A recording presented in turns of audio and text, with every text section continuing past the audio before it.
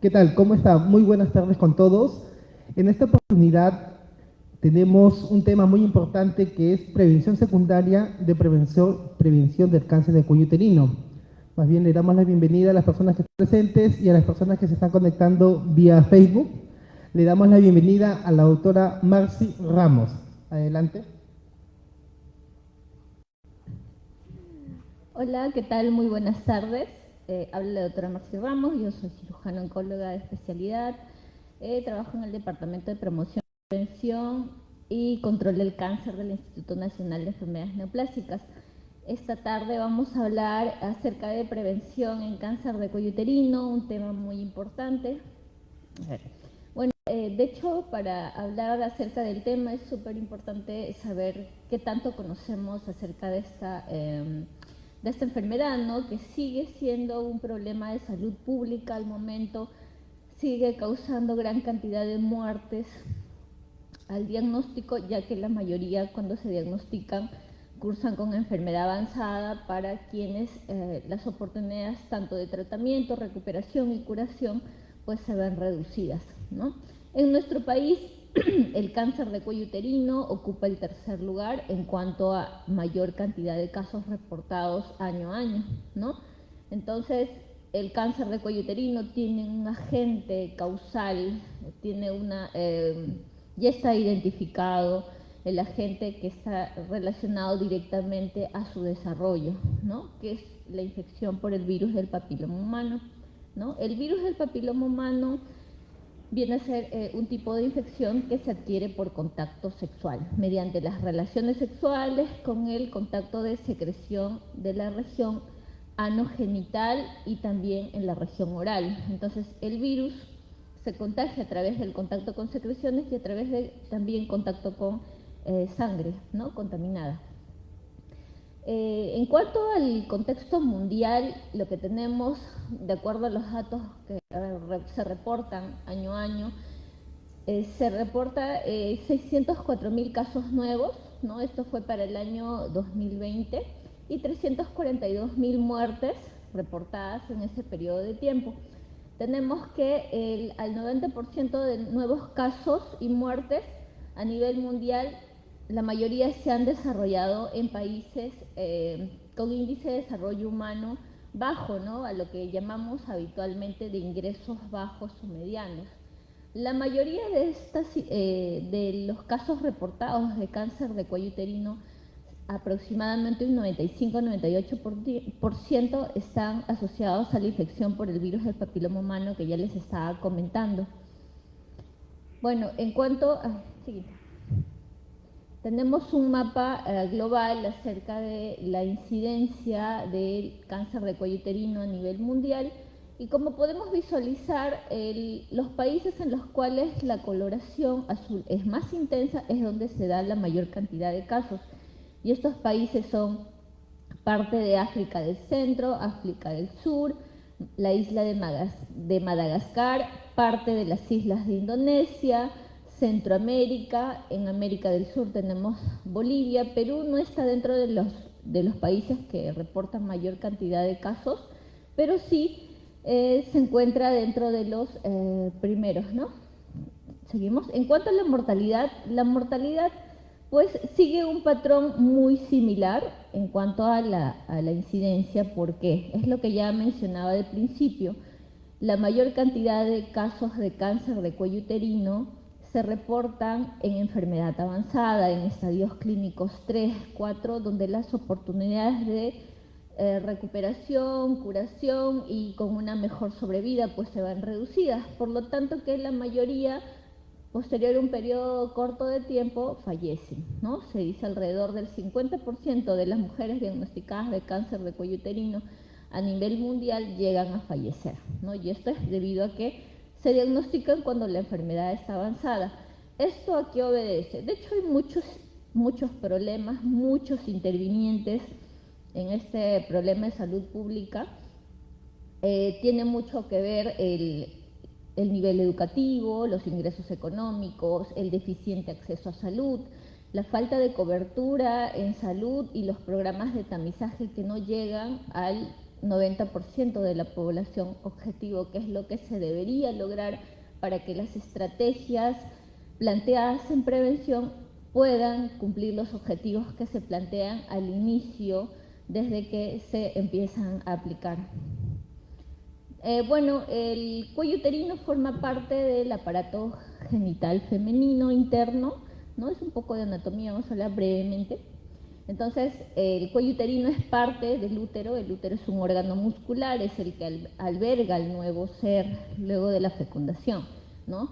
Es un órgano muy importante en la fisiología en la mujer, ¿no? El cuello uterino es parte del cuerpo del útero, mide 3 centímetros. La zona donde se llega a desarrollar el cáncer de cuello uterino es la zona más externa, ¿no? Que se denomina zona de transformación, ¿no? Es en esta zona donde el virus del papiloma humano, durante el contacto sexual, una vez que se adquiere la infección, se va a integrar a las células de esta zona de transformación. Se une a las células a través de microabrasiones, microtraumatismos en esa zona. Entonces, intervienen otros factores como el factor nutricional, el nivel de estrés, el consumo de tabaco, la cantidad de parejas sexuales, la coinfección con otras enfermedades de transmisión sexual. Entonces, no es suficiente, de hecho, la sola infección por el virus del papiloma humano, hay que tener en claro eso, ¿no? Hay otros intervinientes que van a ejercer un efecto de permanencia de la infección, ¿no?, por mayor tiempo, y es lo que ya he mencionado. Bien, tenemos respecto a la historia natural del cáncer de cuello uterino, pues hay una secuencia, ¿no? Respecto a lo que estaba comentando. Luego que se adquiere la infección por el virus de papiloma humano durante el contacto sexual, este virus actúa sobre el cuello uterino normal. Entonces van a intervenir factores como el estado nutricional, el consumo de tabaco, la coinfección con enfermedades de transmisión sexual, ¿no? Posterior a esto, ¿no?, una vez que se adquiere la infección, todos estos factores que he mencionado van a promover la persistencia de la infección por el virus del papiloma humano. Uno de los factores, de hecho, que demanda mucho la persistencia, que es el seguir con la infección, es el tener múltiples parejas sexuales y hacer cambio de parejas sexuales, se dice 2, por lo menos cada mes, ¿no? Esto aumenta la probabilidad de que nos infectemos por el virus del papiloma humano, sobre todo los tipos de alto riesgo, que son los más relacionados al desarrollo de estas lesiones premalignas, ¿no? Entonces, las estrategias en prevención van a tener un nivel de intervención, ¿no?, de acuerdo al momento en el que se actúa. Por ejemplo, el primer paso es detectar la infección por el virus del papiloma humano. Es ahí donde intervienen los test de detección de infección para virus del papiloma humano, ya que el virus del papiloma humano son un grupo de por lo menos 40 a más, pero 14 están relacionados a lesiones premalignas y cáncer en la región anogenital. Entonces, nuestro objetivo con el test de detección de infección para virus de papiloma humano es identificar los tipos relacionados a desarrollo de cáncer. De hecho, la infección por virus de papiloma humano es bastante frecuente, ¿no? Es más frecuente en varones, se dice del 80% ha tenido la infección por virus de papiloma humano en algún momento de su vida. Y en cuanto a la población femenina, pues va a variar de acuerdo al grupo de edad, ¿no? En mujeres menores de 30 años, la prevalencia de infección es variable de acuerdo a la procedencia, la geografía, la ocupación, tanto en varones como mujeres, pero en menores de 30 años se ha visto a nivel mundial el promedio de infección es alrededor de 40%, menores de 30 años, siendo más frecuente la infección en menores de 30 que en mayores de 30, ¿no? Por encima de los 30, 40 años la infección empieza a disminuir, ¿no? Menos de 30%, y más allá de los 50 alcanza un pico y vuelve a disminuir. Pero siempre la infección va a ser menos prevalente, menos frecuente en las mujeres que en los varones, ¿no? Tenemos aquí, este es un artículo publicado por la Revista Internacional del Cáncer, en el cual se estudia la asociación de la infección por el virus del papiloma humano a los diferentes tipos de cáncer, ¿no? Y se reporta de que está asociado alrededor del 83% de tipos al 83% de casos de cáncer de cuello uterino. Y los tipos más asociados son el PBH 16 y 18, que aportan alrededor del 95% de casos relacionados a cáncer de cuello uterino. Por lo tanto, nuestro objetivo con los test de detección de infección para virus de papiloma humano es identificar estos dos tipos, el 16 y el 18, ya que el otro grupo, ¿no?, que son el 31, 33, 45, 52, 58, aportan en menor porcentaje, alrededor de un 5 a 10%. La bibliografía es muy diversa, pero no aporta en gran porcentaje al desarrollo de cáncer de cuello uterino, ¿no? Pero sí el tipo 16 y 18 que ya había mencionado. Bien, entonces quedaría muy claro que el virus de papiloma humano es una infección que es transitoria, que está asociado al, de hecho, 4.5% de casos de cánceres a nivel mundial. Y esto no es solo asociado a cáncer de cuello uterino. Se menciona esto porque también está asociado a cáncer de la región orofaringea, ¿no?, cáncer de cavidad oral, cáncer de lengua, laringe. A nivel de la región anogenital también está asociado la infección por el virus de papiloma humano. Tenemos que está asociado al cáncer de pene, al cáncer de ano, cáncer de vulva, cáncer de vagina y, bueno, en mayor porcentaje, pues ya sabemos, al cáncer de cuello uterino, ¿no? Ok, entonces el virus de papiloma humano es un virus de cadena ADN. En global hay más de 150 tipos, 12 a 14 están relacionados a lesiones premalignas, ¿no?, y verruga genital en la región anogenital. Se agrupan de acuerdo a su capacidad transformante, que es la capacidad de poder transformar el tejido sobre el cual actúan, que previamente ha sufrido microtraumas, y esto es durante el contacto sexual, ¿no? Se agrupan en bajo riesgo 6 y 11, que son los más relacionados a verruga genital, no a cáncer de cuello uterino, y los PBH de alto riesgo, ¿no?, que son, dentro del grupo tenemos el 16 y 18, que son los que más aportan al desarrollo de cáncer de cuello uterino, y el otro grupo están pues el 31, 33, 35, 39, 45, 51, 52, 56 y otros. Estos alrededor de un 5% aportan al riesgo de desarrollo de cáncer de cuello uterino, ¿no? Estos sí tienen capacidad de transformar el tejido previamente mediante microtraumatismos, abrasiones en la superficie donde contacta, que es la región genital y el cuello del útero, se integran a las células de esa zona y las van a empezar a transformar. He ahí por qué se agrupan en bajo riesgo y alto riesgo, ¿no? ¿Continuamos? Bien, entonces esta presentación es acerca de la genotipificación en cáncer de cuello uterino. Acá podemos ver gráficamente cómo es que se asocia el genotipo 16 y 18 del virus del papiloma humano a la mayor cantidad de casos de cáncer, sobre todo por tipos histológicos, ¿no? Como podemos ver, el carcinoma escamoso, el adenocarcinoma y el adenoescamoso, que son los más frecuentes. Entonces, vemos la coloración azul y verde corresponde la azul a PBH 16 y la verde a PBH 18. Y vemos que en su mayoría aportan en gran porcentaje su asociación de acuerdo al tipo histológico. En menor porcentaje, pues aporta, ahí vemos la coloración, ¿no?, morada, que corresponde al genotipo 45, también vemos en naranja, que es el 58, y un color más claro, que es el 31. Estos serían los genotipos más asociados de acuerdo al tipo histológico, porque dentro del cáncer de cuello uterino también hay tipos, como en los diferentes tipos de cáncer, que es de acuerdo al tipo celular que se llega a diferenciar en el tumor. Ok. Ok. Bien, entonces para continuar hablaremos acerca de los factores de riesgo. Aquí tenemos un estudio, de hecho realizado este es en la ciudad de Lima, ¿no?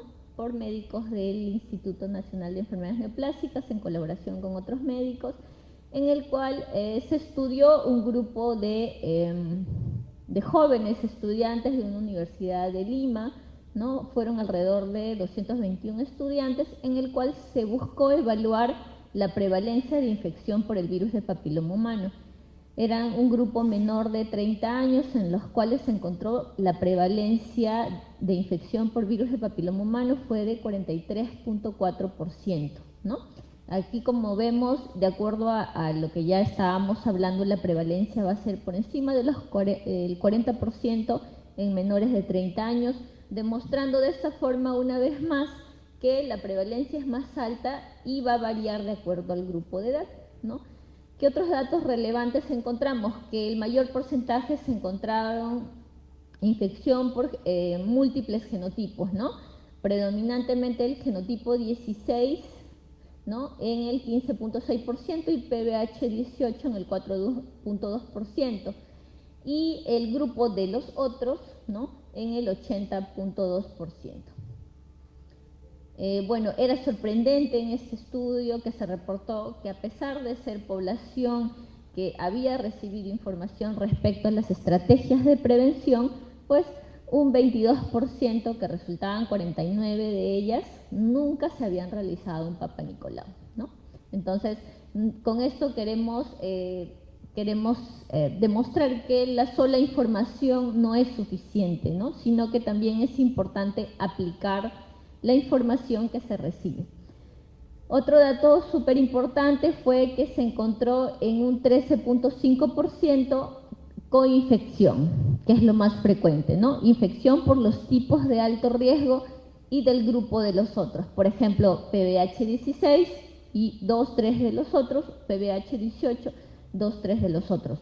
Entonces, con esto podemos ver que no solo se va a presentar infección por un solo genotipo, sino que podemos presentar coinfección por diferentes genotipos, pero lo más importante es identificar si dentro de los genotipos para los cuales damos positivo, si son el 16 y 18, que son los que más aportan en este momento al desarrollo de lesiones premalignas, mayor riesgo de desarrollo de cáncer de cuello uterino, ¿no? Obviamente que una vez que las estrategias que se proponen en prevención de cáncer de cuello uterino logre el objetivo, ¿no?, de disminuir la incidencia y mortalidad en unos 20-30 años, los genotipos predominantes serán otros y ya no el 16 y 18. Por eso es que en este momento a nivel mundial estamos enfocados en identificar los genotipos 16 y 18 en las muestras de secreción de cuello uterino. Ok, entonces, que quede claro que la infección por el virus de papiloma humano es una infección que es transitoria. ¿Esto qué quiere decir? Que una vez adquirida la infección va a estar en nuestro organismo, en nuestro cuerpo, en la región genital, por un periodo de alrededor de 6 meses, 10 meses, máximo 18 meses, ¿no? Entonces, ¿qué pasa cuando la infección persiste más allá de este tiempo? ¿Qué es lo normal que esté durante ese tiempo, ¿no? Porque nuestro organismo, valiéndose de la capacidad inmunitaria de nuestras células, va a responder ante la infección y la va a eliminar. Eso es en un estado nutricional suficiente, capaz de responder ante esta infección. Si tenemos alguna enfermedad que deprime nuestro sistema inmune, como el VIH, como la diabetes, las enfermedades autoinmunes que deprimen nuestro sistema de defensa, entonces la infección no se va a poder controlar y eliminar y va a quedar en nuestro cuerpo, en la región genital, por más tiempo, aumentando la probabilidad de desarrollar lesiones premalignas y cáncer, ¿no? Entonces, he ahí, entonces, donde contribuyen los factores de riesgo que voy a mencionar a continuación, ¿no? Tiene mucho que ver la edad de inicio de la vida sexual. ¿Por qué? Porque hay un mayor tiempo de exposición al virus. La cantidad de parejas sexuales que se tienen. Se habla en mujeres a partir de 2, ¿no? La tasa de cambio de 2 por mes, y en varones a partir de una pareja sexual. El ser portador de una enfermedad de transmisión sexual, ¿cuál? Por ejemplo, VIH, sífilis, ¿no? Herpes, fuera de la infección por el virus del papiloma humano. ¿Y esto de qué va de la mano? De hecho, mucho de la conducta sexual, ¿no? Además, hay otros factores de riesgo que contribuyen al mayor desarrollo de lesiones premalignas, que es el uso de anticonceptivos orales. ¿Esto a qué va referido? De hecho, que el uso de anticonceptivos expone por mayor tiempo la zona donde el virus del papiloma humano va a infectar y transformar. El consumo de tabaco también es un factor agravante para la transformación de las células ante la infección por el virus del papiloma humano. Se habla de que el consumo de tabaco promueve un microambiente, promueve todas las condiciones necesarias para que ante la infección por el virus del papiloma humano esta zona se prepara para seguir transformándose, y esto es debido a los metabolitos del tabaco, ¿no? La nicotina, nicotinina, que se han visto aisladas de la secreción de cuello uterino. La multiparidad también es un factor importante que aporta, de hecho, a la mayor transformación de la zona donde actúa el virus del papiloma humano, generando una mayor exposición. ¿Qué otros factores súper importantes contribuyen al desarrollo de cáncer de cuello uterino? Tenemos el bajo nivel socioeconómico, y esto va de la mano con otros factores que yo le llamo socioculturales, porque van a provenir del ambiente, la región donde se reside, ¿no? El nivel educativo, el pobre estado nutricional y la deficiente acceso a salud, ¿no? De hecho, es un grupo de factores que afectan mucho en nuestro país. Tenemos un sistema de salud que muchas veces no logra coberturar, no logra alcanzar a la población objetivo por diferentes factores. Dentro de los más predominantes influye mucho el nivel educativo, la falta de acceso a la información de la población y la falta también de interiorización de la información que se comparte. Entonces, para esto es súper importante que la información que se recibe también sea aplicada, de manera que todos podamos colaborar en el logro de los objetivos planteados en los programas de prevención. Siguiente. Ok, bueno, en cuanto al factor de riesgo relacionado al consumo de tabaco, hablábamos de que aumenta la probabilidad de desarrollo de cáncer de cuello uterino. Esto es porque prepara el microambiente tumoral, se dice, ¿no? Promueve el reclutamiento celular, transformación celular, promueve factores que van a hacer que la zona donde actúa el virus del papiloma humano esté preparada para seguir transformándose, ¿no? El consumo de anticonceptivos orales se habla ya de un tiempo, se dice que más allá de 5 años en presencia de infección de virus del papiloma humano, aumenta la probabilidad de desarrollar lesiones premalignas y en consecuencia cáncer de cuello uterino, y esto es porque genera una mayor exposición de la zona de transformación, que es la zona donde el virus de papiloma humano se va a integrar a las células y lo va a transformar. Entonces es como que lo expone más esa zona. Entonces, ante el consumo continuado de anticonceptivos, pues hay el mayor riesgo. Aquí tenemos, de hecho, un estudio en el cual se reportó que los metabolitos del consumo de tabaco, como la nicotina, nicotinina, el benzopireno y otros derivados como las nitrosaminas, habían sido aislados de moco cervical. Entonces se tenía, respecto a estos hallazgos, la teoría de que estos metabolitos estimulaban condiciones celulares como la multiplicación celular, que es la reproducción celular indiscriminada, el bloqueo de la muerte de las células que es programada en todo nuestro cuerpo. Nuestras células están programadas para morir después de un periodo de tiempo.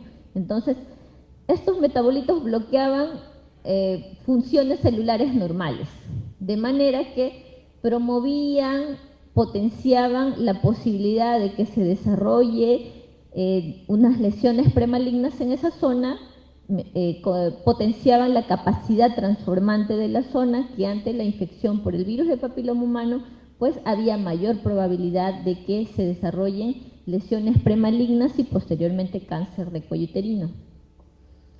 Bueno, hablamos mucho acerca de la conducta sexual que influye en la adquisición de la infección por el virus de papiloma humano, para lo cual es importante, como estrategia de prevención primaria, adoptar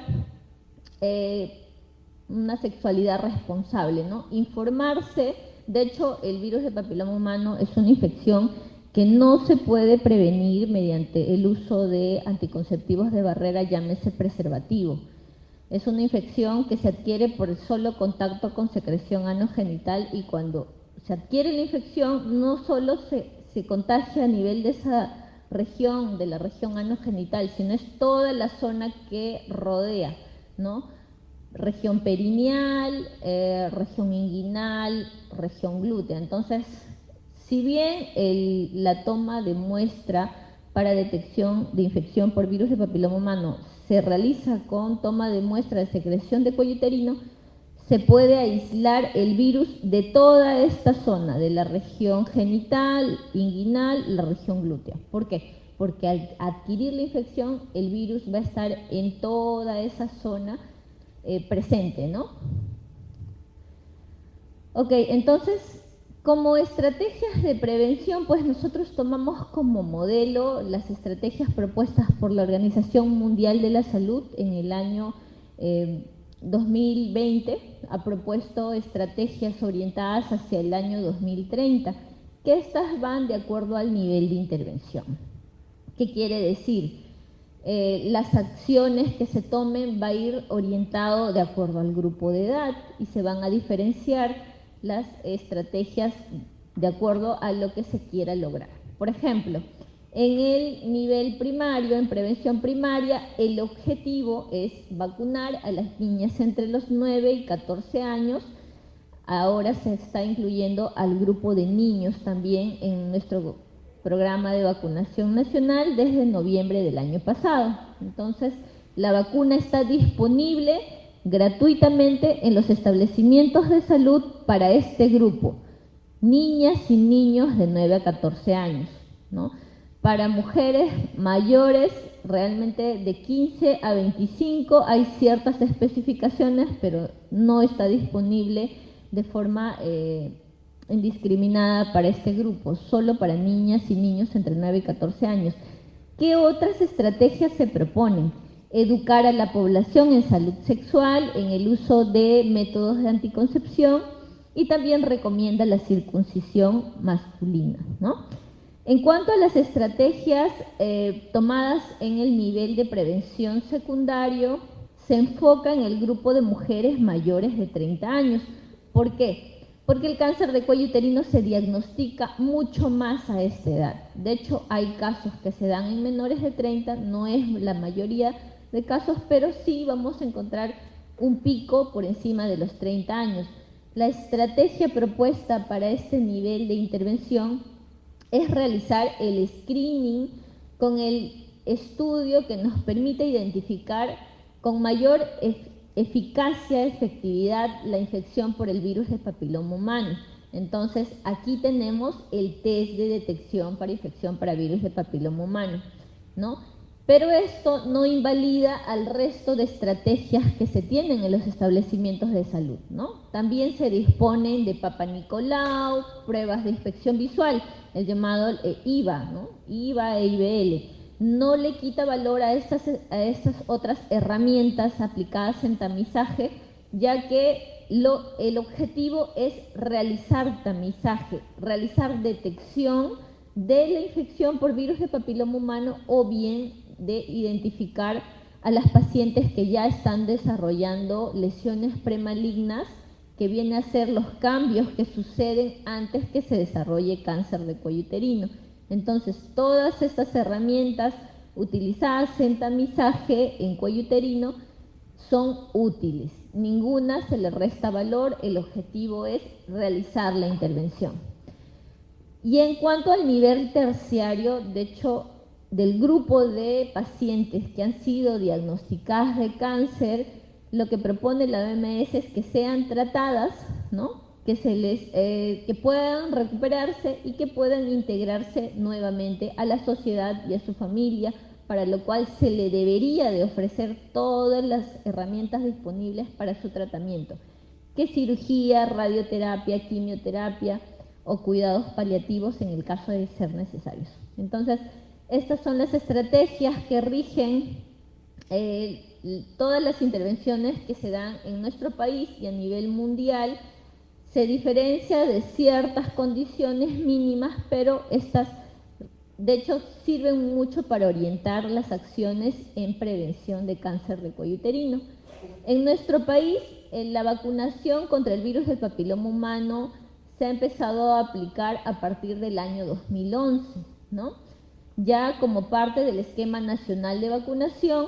Inicialmente se aplicaban 3 dosis, que es dosis de 0.5 mililitros intramuscular. La recomendación para ese tiempo fue niñas de 10 años hasta antes de los 15. Posteriormente, esta estrategia se llega a modificar, ¿no? Se indica, ya para el año 2019, se amplía, ¿no? Para niñas y adolescentes del 5º grado de primaria regular, tanto de instituciones públicas y privadas, porque antes era solo para instituciones públicas. Y además se reduce el grupo de edad, ¿no? Niñas de los 9 hasta los 13 años, 11 meses y 29 días, antes que cumplan los 14 años, que por alguna razón no estén estudiando, ¿no? Esto no implica que solo niñas que estén en el colegio, sino también niñas que no están en el colegio. Luego se amplió la vacunación a mujeres viviendo con VIH menores de 20 años, que previamente se les haya realizado un test para la detección de infección por virus de papiloma humano y este haya dado negativo, ¿no? Entonces, para estos 3 grupos de niñas y mujeres está disponible la vacunación de forma gratuita, ¿no? Para el grupo de 9 a 14 años son 2 dosis, a los 0, el momento de la aplicación, y luego a los 6 meses. Y para los 15 a 26 años son 3 dosis, 0 a los 2 meses y a los 6 meses de la aplicación. Entonces, ahora actualmente sigue rigiendo ese esquema, tanto para niñas y niños, ¿no? El objetivo de realizar tamizaje en cuello uterino, que es lo que habitualmente llaman chequeo, ¿no? Nuestro objetivo al realizar estas intervenciones es identificar enfermedad en personas sanas, para lo cual hay que tener en claro que no es necesario tener enfermedad para recién acudir a solicitar atención médica. El despistaje cáncer de cuello uterino debe formar parte de nuestras actitudes, comportamientos saludables para cuidado de nuestra salud. Entonces, mediante la aplicación de las estrategias de tamizaje, lo que buscamos es identificar enfermedad, lesiones premalignas, infección por virus de papiloma humano, que junto con las estrategias de la vacunación en el grupo de niños y niñas de 9 a 14 años, van a ser puntos claves para disminuir la incidencia y mortalidad en cáncer de cuello uterino, ¿no? La recomendación de tamizaje en cuello uterino, esto hablando ya en mujeres mayores de 30 años, es lo más recomendable. De hecho, como les mencionaba, el cáncer de cuello uterino se puede dar en menores de 30 años. El mayor porcentaje se da en mayores de 30, por eso es que la estrategia indica mayores de 30. Pero la recomendación de acudir al establecimiento de salud, ya sea por un test de detección de infección por virus de papiloma humano, es a partir de los 30. pero el Papa Nicolau, ¿no?, sí se debe indicar al año siguiente de iniciada la vida sexual. El test de BPH se debe de tomar cada 5 años y el Papa Nicolau es cada 3 años si es negativo ambos. Continuamos. Bien, entonces las estrategias, las pruebas de tamizaje, hay condiciones que deben de cumplir para que pueda ser aplicable, para que la población pueda adherirse a esta estrategia, es decir, pueda repetirse, se pueda realizar, ¿no? Y las condiciones son que sea una prueba precisa, es decir, que identifique la enfermedad, que se pueda realizar sin muchos procedimientos de ejecución sencilla, que sea económica, ¿no? Porque si es muy costosa no se va a poder aplicar, no va a poder ser muy accesible, que sea reproducible, es decir, que se pueda realizar en diferentes establecimientos de salud, en diferentes regiones, ámbitos, que sea aceptable por la población, ¿no? Que las pacientes deseen realizarse la prueba, que no sea muy, de hecho, al momento de realizarse, que no sea muy invasiva, ¿no? Y que pueda ser también de seguimiento sencillo, ¿no? Que una vez identificadas las pacientes que están en riesgo, se pueda dar continuidad a su seguimiento, que no sea dañina. Entonces, todas estas condiciones deben de reunir las pruebas de tamizaje para que la población pueda adherirse a estas estrategias. Ok, entonces las pruebas de tamizaje disponibles en cáncer de cuello uterino inicialmente empieza pues con la aplicación del Papa Nicolau por el año 1940, ¿no?, con su descubrimiento por George Papanicolaou. Posteriormente se llega a aplicar las pruebas de citología en base líquida, siguiente, y posterior a la citología en base líquida, que lograba una mejor tasa de detección, ya que al aislar las células de la secreción de cuello uterino las conservaba mejor, pero fue una prueba que resultaba muy costosa. Surge posteriormente los test de detección de infección para virus de papiloma humano, que han sido aplicados a partir del año 2000. Luego surgen otras pruebas que son marcadores, que actualmente están en estudio, que se aplican en investigaciones, más no como tamizaje, y además viene la era de la vacunación, ¿no? Ok, entonces, dentro de las otras pruebas, de las pruebas de tamizaje que se disponen para identificación de lesiones premalignas, esto es ya en el nivel de intervención en prevención secundaria, tenemos las pruebas de citología, las pruebas de inspección visual y las pruebas para detectar la infección por el virus de papiloma humano. En cuanto a citología, tenemos el Papa Nicolau. Es bastante conocido, bastante difundido, está en todos los establecimientos de salud, ¿no? Es fácil realizar, es aceptable por la población. Lo único que necesitamos es acudir al establecimiento de salud y solicitar se realice esta prueba. Esta prueba se debe de realizar, si es negativa, cada 3 años. Luego tenemos la citología en base líquida, que ya no se está usando. Las pruebas de inspección visual, que tenemos el conocido, habrán escuchado, el IVA, ¿no?, inspección visual, además con Lugol, que es el IBL. Estas dos herramientas también se pueden realizar en los establecimientos de salud, en los puestos y centros de salud, si acuden a solicitar el tamizaje en cuello uterino. Permite identificar de forma visual, como dice la prueba, la sospecha del desarrollo de lesiones premalignas, que son los cambios que le preceden al cáncer de cuello uterino.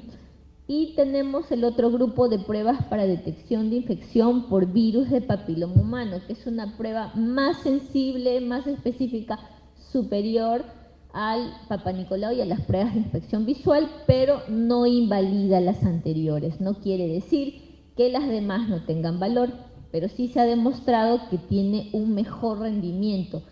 Relaciona más la presencia de infección por virus de papiloma humano a la presencia de lesiones premalignas, ¿no?, con mayor exactitud. Por eso es que se ha empezado a aplicar en los programas de tamizaje. Dentro de estas pruebas tenemos el PCR, el test de COVAS, captura híbrida, y actualmente lo que se está difundiendo a nivel mundial para mejorar la aceptación de la población es la autotoma, ¿no? Mediante el cual se provee a las pacientes de los dispositivos para toma de muestra, y las pacientes se toman la muestra de secreción de la región de la vagina, ¿no? Ya sea de la vagina, del cuello del útero, se introduce en el canal vaginal el dispositivo para aislar la muestra y se aísla en su medio de transporte. Entonces, ¿por qué se adoptó la autotoma? De hecho, se ha empezado a aplicar con mayor fuerza en los países donde hay mayor cantidad de casos reportados en cáncer de cuello uterino, ¿no? Como África, parte de India. Entonces, en nuestro país también se ha introducido la autotoma. Actualmente se está evaluando la posibilidad de que pueda ser aplicada como una estrategia más de intervención, ya que esta prueba disminuye barreras socioculturales propias de la idiosincrasia de la población, ¿no? Está el miedo a acudir al establecimiento de salud, al miedo al que le revise tal vez el médico, miedo a la noticia. Entonces, lo que se busca con la autotoma es reducir esa barrera y mejorar la cantidad de pacientes que se llegan a identificar o diagnosticar la infección por virus de papiloma humano. Ok, entonces el Papa Nicolau, pues ya les mencionaba, ¿no? Fue la primera prueba que se descubrió por el año 1840, ¿no? 1940, que mediante su aplicación disminuyó en gran porcentaje la incidencia y mortalidad en cáncer de cuello uterino a nivel mundial. Detecta un gran porcentaje, el 95% de cánceres de cuello uterino, que no es el objetivo, sino identificar lesiones premalignas, en un estado en el cual todavía no se visualizan a la inspección visual. De esta forma pueden ser tratadas las lesiones y las pacientes curadas. Entonces, luego de aplicarse en la población objetivo en un 70-80% de la población, pues ha disminuido alrededor del 80-90% la incidencia de cáncer de cuello uterino, con un rendimiento de sensibilidad del 31 al 78%, que es bastante alto, y una especificidad, que es la capacidad de identificar las pacientes que no tienen la enfermedad, en un 91-96%. Siguiente. Entonces, las pruebas de tamizaje, en este caso el Papa Nicolau, identifica cambios en el cuello uterino que están relacionados a presencia de lesiones premalignas. Se reportan como lesiones intraepiteliales, LIE de bajo grado o alto grado. El Papa Nicolau, una vez que identifica cambios en el cuello del útero cuando resulta anormal, requiere de un estudio adicional, que es la colposcopía. Para esto hay que tener en claro que la colposcopía no es una herramienta de tamizaje de primera línea. La colposcopía se utiliza y se indica solo si las estrategias, las pruebas de tamizaje de primera línea, como la citología, las pruebas de inspección visual, las pruebas de identificación para virus de papiloma humano, son positivas. Entonces, la colposcopía es un estudio complementario porque nos va a permitir visualizar el cuello del útero magnificado mediante la visualización en un microscopio, y nos va a permitir además tomar muestras del cuello del útero y con esto corroborar la presencia o ausencia de lesiones. El tamizaje en cuello uterino se debe de iniciar al año siguiente de iniciada la vida sexual, y en caso de ser negativo, como ya les mencionaba, el Papa Nicolau debe hacerse con un intervalo de un año en mujeres de alto riesgo, y esto refiere, por ejemplo, a trabajadoras sexuales, ¿no? O personas que tienen una alta tasa de cambio de parejas o que presentan infección por el virus de inmunodeficiencia humana, que es el VIH. ¿Por qué? Porque en este grupo de pacientes su sistema inmune está deprimido, es más deficiente, y por lo tanto no va a poder hacer frente a la infección y eliminarla. Entonces, con mayor probabilidad, si se expone al virus de papiloma humano, con mayor probabilidad puede desarrollar lesiones premalignas. Siguiente. Entonces, en la población en general, El Papa Nicolau se recomienda cada 3 años si es negativa, ¿ya? Y dentro de las otras pruebas disponibles tenemos la citología en base líquida que ya les hablaba, similar al Papa Nicolau, pero este estudio ha demostrado un mejor rendimiento en cuanto a las tasas de detección, que superan al 100% para lesiones de bajo grado y llegan al 92.4% para lesiones de alto grado. Tiene muy buena correlación de la toma del Papa Nicolau con la biopsia tomada por colposcopía, es decir, llega a demostrar lo mismo. Una menor cantidad de falsos negativos cuando se han realizado los estudios. Siguiente. Y aquí tenemos las pruebas de inspección visual que hablábamos, ¿no? Vienen a ser pruebas que están disponibles en todos los establecimientos de salud, se aplican en mujeres entre 30 y 50 años, solo en esa edad, ¿no? Es una prueba que es rápida, que es aceptable, que no es costosa, que también pueden solicitar en los diferentes establecimientos de salud. Permite identificar lesiones, siguiente.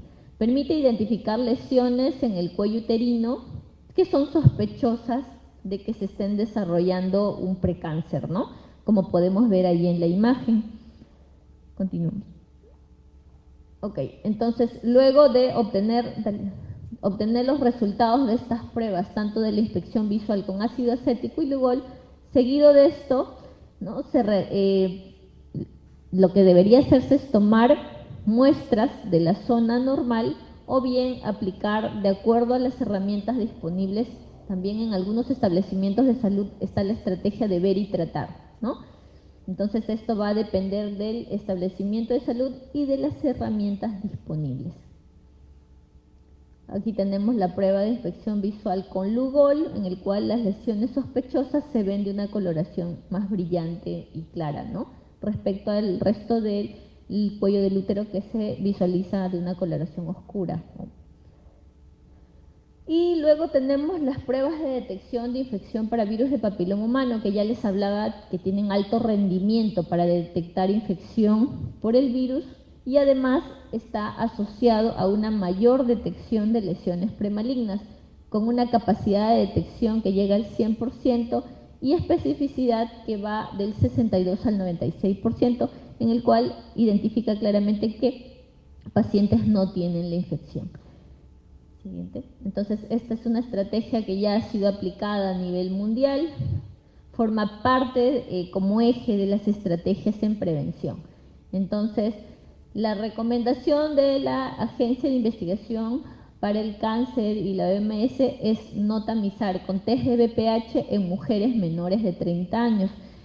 Y esto es debido a que lo que ya les mencionaba, porque la infección es mucho más frecuente, vamos a encontrar mayor mujeres infectadas por virus de papiloma humano menores de 30 años que por encima de los 30. Y esto nos llevaría a realizar acciones no tan necesarias en este grupo de población. ¿Por qué? Porque la no solo la infección por virus de papiloma humano es suficiente, sino también requiere un tiempo de acción. Para que se produzca una lesión premaligna luego de adquirida la infección, pasan alrededor de 5, 10, 15 años. Entonces, la sola infección no es suficiente, tienen que actuar. Está el periodo de tiempo y los factores de riesgo que ya había mencionado, como el estado nutricional, el consumo de tabaco, las múltiples parejas sexuales, la coinfección con otras enfermedades de transmisión sexual y otros. La prueba de autotoma que teníamos para detección de infección por el virus de papiloma humano, pues esta prueba nos permite grandes ventajas, ¿no? Que es, las pacientes se toman la muestra, ¿no? Para detección de infección por el virus de papiloma humano, ¿no? Se ha visto que desde su aplicación se ha obtenido gran aceptabilidad por la población. Entonces, es una herramienta muy importante que se está aplicando dentro de las estrategias de prevención. Bueno, entonces para culminar, damos las siguientes recomendaciones que teniendo en cuenta la población sobre la cual nosotros damos estas capacitaciones, es en cuanto a los agentes de salud, los intervinientes, es promover las políticas de educación sexual en centros educativos, comunidades y población en general. Además de ello, es súper importante informar a la población acerca de los beneficios de la vacunación contra el virus del papiloma humano, para que tengamos una mejor adherencia de la población hacia, para que se pueda tener también una mejor aceptabilidad hacia la vacunación. ¿Qué es importante? Tomar conciencia acerca de la práctica de hábitos de salud saludables, donde se promueva la práctica periódica de evaluaciones de tamizaje en cáncer de cuello uterino, que esto debería ser cada 3 años con Papa Nicolau y cada 5 años con test de BPH. Tenemos las herramientas disponibles, tenemos el equipamiento, tenemos el personal, pero muchas veces se ha visto, incluso en países donde se dispone de todo, la población no toma conciencia de que el cuidado de la salud es súper importante, que aún a pesar de tener disponibles las herramientas, los establecimientos, todo el material, pues la población no acude a evaluarse, ¿no? Entonces es importante tomar conciencia y difundirlo a la familia, a la sociedad, hacia quienes nos rodeamos, que el cuidado de la salud, pues muy importante. El cáncer es una enfermedad que es totalmente asintomática y no es necesario sentir molestias para poder recién acudir a los establecimientos de salud. Es importante que enfocamos, ¿no?, esfuerzos tanto en el tamizaje, en el tratamiento y recuperación de todas las mujeres identificadas con lesiones premalignas y diagnosticadas con cáncer de cuello uterino. Y esto corresponde a todos los agentes intervinientes, ¿no?, de hecho en todos los establecimientos de salud y a todos los niveles de atención. Bueno, eso es todo en cuanto a la información que les puedo traer. Muchas gracias, muy buenas tardes, espero que haya sido útil y que apliquemos las recomendaciones que se le ha dado en esta tarde. Gracias.